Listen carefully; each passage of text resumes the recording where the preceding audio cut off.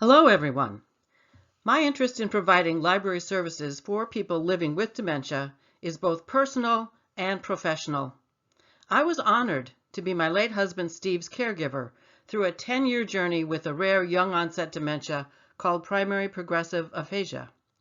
It's through what we experienced together that I learned how much people living with dementia want to retain their identity, dignity, and independence, despite the inevitable progress of their disease.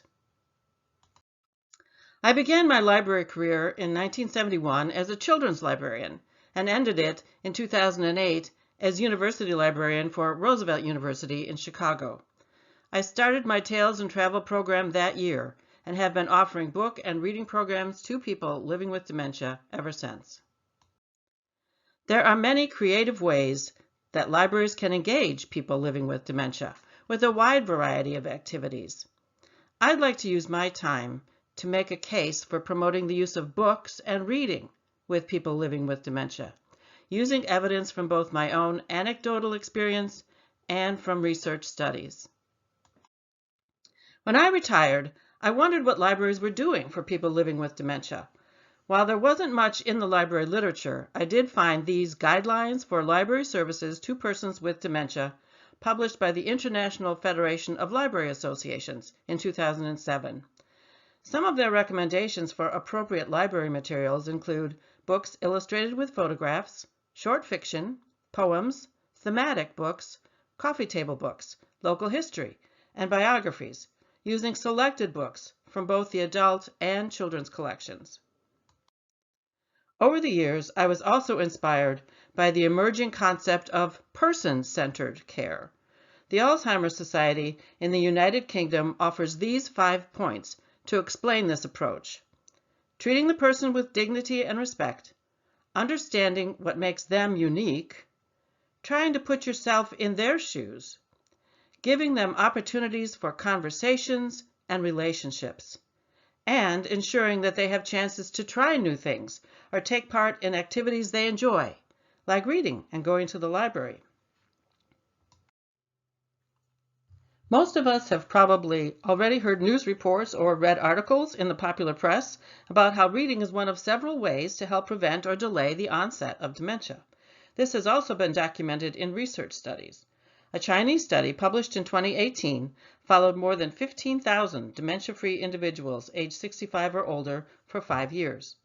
Findings showed that daily participation in intellectual activities, including reading books, newspapers, or magazines, was associated with a significantly lower risk of dementia several years later.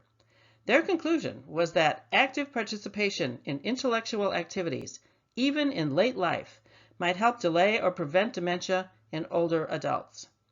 In 2019, a longitudinal study of 983 adults who were 65 or older was published in the journal Neurology. The investigators found that illiterate participants were almost 3 times as likely to have dementia at baseline compared to their literate participants. Among those who did not have dementia at baseline, illiterate participants were twice as likely to develop dementia over the next few years. In 2021, another longitudinal study, also published in the journal Neurology, concluded that a cognitively active lifestyle in old age may delay the onset of dementia by as much as 5 years.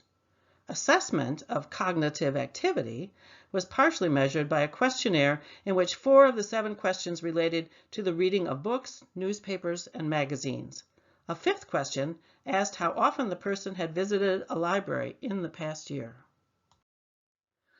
One commonly held stigmatizing stereotype is that people living with dementia cannot read, but research actually shows just the opposite. Michelle S. Bourgeois, a professor at the University of South Florida, stated in a 2010 New York Times article that all my research demonstrates that people who were literate maintain their ability to read until the end stages of dementia. In 2001, in the article cited here, she also states that the way reading is tested with single words in a task setting may not reflect actual reading ability. Her work in the 1990s on creating personalized memory books showed that many people living with dementia could read and comprehend short sentences, especially when accompanied by related pictures. The Claridge article, written in 2018, points out the stigma that even family caregivers often hold, saying that since they cannot remember what a book is about, there's no longer any point in giving them books to read. Claridge says that the reading process itself may be beneficial to counteract loneliness, lack of self-worth, and boredom. Bourgeois conducted another study with Jeanette Benegas, published in 2011. Study findings indicate that reading and comprehension were enhanced when the reading material was more relevant to the person's interests and experiences. This jives nicely with the second tenet of the person-centered care approach that I mentioned earlier, about understanding what makes each individual unique. I'm going to pop back into my own personal and anecdotal experiences for a moment here. Since it's helpful to be aware of each person's unique interests, hobbies, and life experiences, here are some of my husband's unique interests: motorcycles, the Old West, home improvement, and the Vietnam War, as he was a veteran. Not the typical fare that comes to mind when talking about someone living with dementia. I have observed in my 14 years working with people living with dementia that during the early and middle stages of dementia, people can remain highly functional. They might not be reading in the same way as they used to, as it may be difficult to follow a plot in a work of fiction, but literacy activities in which they are actively engaged can stimulate memories and encourage social interactions and conversations. Participants can get a feeling of competence and well-being from doing something that they have always enjoyed, another of the person-centered tenets. At every session, I see people experience moments of joy at learning or relearning something new found in the reading materials that we give them. The ultimate goal is to maintain as many routes to communication as possible. A new definition for reading may need to be developed for those living with dementia.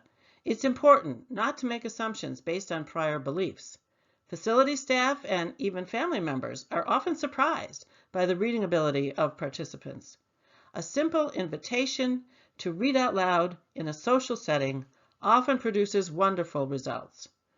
Browsing through nonfiction is another successful literacy activity.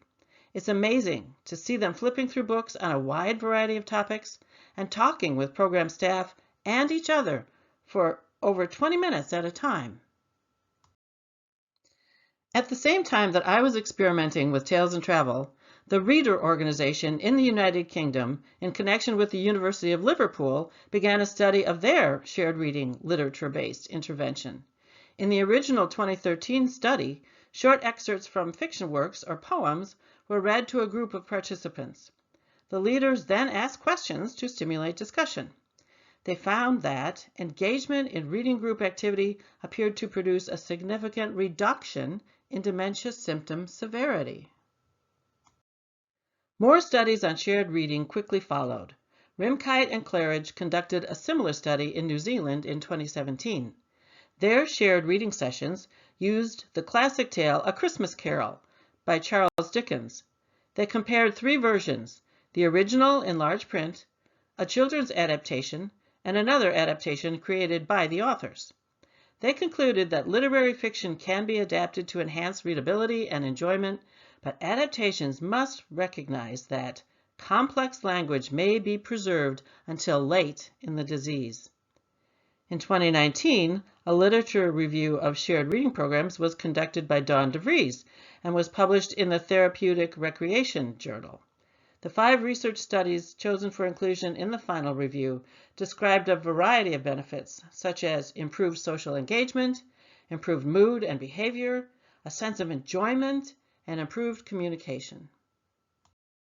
There are many types of what I call literacy materials that can be successfully used with those living with dementia. Shared reading has focused on classic works of literature. The IFLA guidelines agree, stating that short fiction such as folktales, short stories, or excerpts from classic fiction can all be used for oral reading. But they go further, indicating that nonfiction books, richly illustrated with color photographs, can be selected from both the adult and children's collection for browsing. Local history is another popular topic and gets participants remembering and eagerly talking. I have found that typing out the lyrics to songs in a large font makes it easy for participants to sing the whole song, not just the chorus. Word games are another way to engage participants in a literacy activity. Tales and Travel is the book and reading program for people living with dementia that I started in 2008 as a volunteer at a memory care community. Tales and Travel is not a passive program. It was designed from the beginning to get participants actively involved in sessions in a way similar to how art and music therapists use their specialties to engage those living with dementia.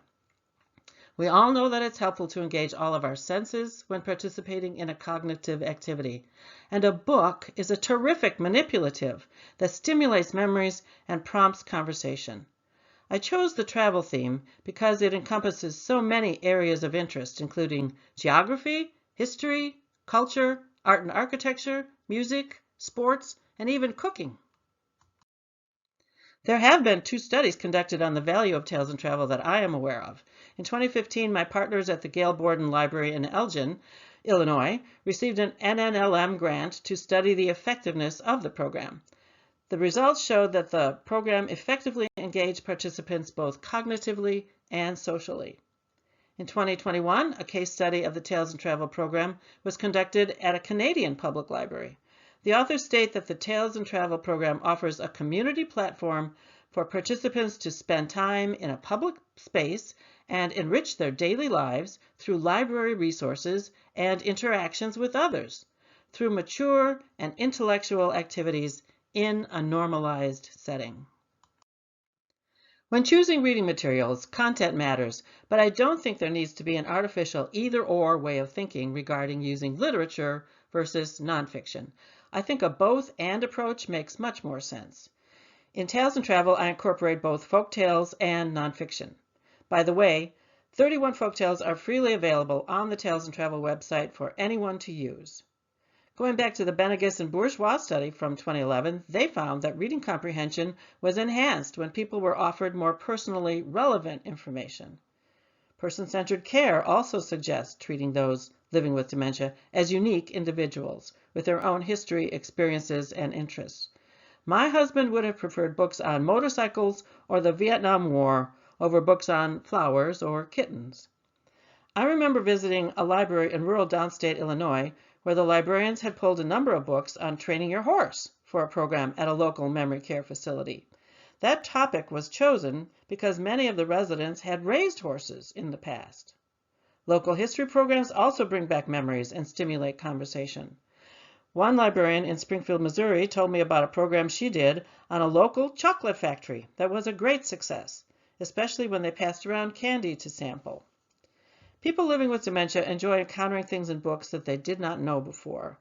I often hear comments such as, "I didn't know that," or "Isn't that amazing?"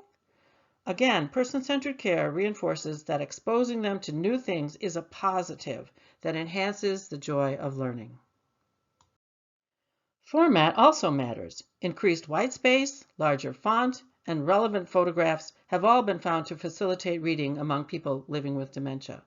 When choosing books for my travel program, for example, I never use travel guidebooks from the adult collection with their dense text and small type and few photos. Several independent publishers of books for people living with dementia have incorporated these format suggestions into their materials, among them Reading to Connect, Nana's Books, and books by Lydia Burdick. These are perfectly fine books to use and purchase, but they appear to me to be designed for those in the late stages of the disease process. People in the early and mid stages can enjoy many types of books. The IFLA guidelines and my own experience indicate that selected children's books can be appropriate. As a former children's librarian, I have great respect for children's nonfiction publishers whose books fill at least half the shelves of our children's departments. These collections can be mined to find appropriate books on almost any subject for those living with dementia. It may be time to enlist the aid of your children's librarians in this process. These books are usually shorter, easier to handle, and are readily accepted by people living with dementia based on my 14 years of work with them. We need to give them books that are childlike but not childish. I never use picture books or children's fiction unless we are participating in an intergenerational project where people living with dementia read to little children. During the pandemic, I converted Tales and Travel into an online format, which I now call Tales and Travel Adventures. I created content using photographs from my own travels. I wrote a simple narration that people living with dementia are invited to read aloud themselves. There are now 11 adventures, and they are available both as YouTube videos and PowerPoint PDFs on the Tales and Travel website under the Memory Cafe tab. Other libraries and organizations are designing their own digital content for people living with dementia, incorporating interactive literacy activities. The Champaign, Illinois Public Library, in conjunction with their historical archives, has created their own series of videos, many with a local history theme. Recently, Rush University's Alzheimer's Disease Center created an activity book in honor of Black History Month that incorporates a number of literacy activities.